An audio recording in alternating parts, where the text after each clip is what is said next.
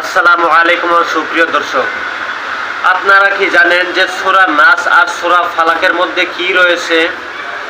এই সূরা দুইটা যে কতটুকু উপকারিতা আজ আপনাদেরকে স্টেপ বাই স্টেপ বুঝিয়ে দিব। আজ আপনারা সম্পূর্ণ ভিডিওকে আপনারা দেখবেন, মনোযোগ দিয়ে দেখবেন।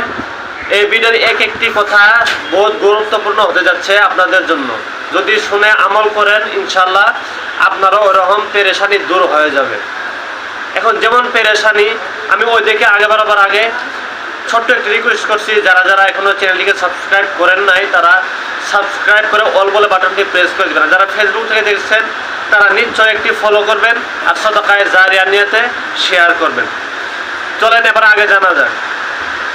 এই সূরা নাসের কয়েকটি ফজিলত আছে, আমি আপনাদেরকে বলছি।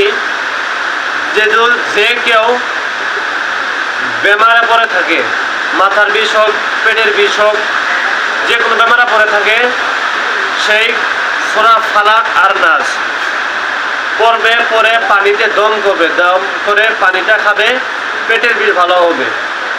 আবার যদি সেই পানিটা যদি আবার গোসল করে সে পানিটা দিয়ে তার যাবতীয় যত রোগ আছে সব রোগ, মাথার বিষ হোক, শরীরের খুজলি হোক, সব বেমারকেই আল্লাহ তাআলা শিফা দান করবেন।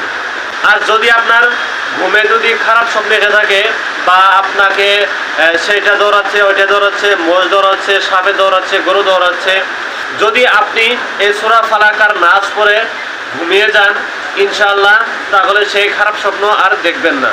যদি আপনাকে কেউ পেরেশানি করছে তাহলে সে সূরা ফালাক আর নাস পড়বেন, পরে আল্লাহর কাছে মুনাজাত ধরবেন। আগে নিশ্চয়ই দরুদ শরীফ পড়ে নেবেন, রাসূলুল্লাহ সাল্লাল্লাহু আলাইহি সাল্লামের সদকা দিয়ে দোয়া করবেন, যে আল্লাহকে বলবেন আমার এরকম পেরেশানি আছে, আল্লাহ তুমি আমাকে সেই পেরেশানি থেকে মুক্ত করে দাও। আল্লাহ রাব্বুল আলামিন মুক্ত করে দিবে।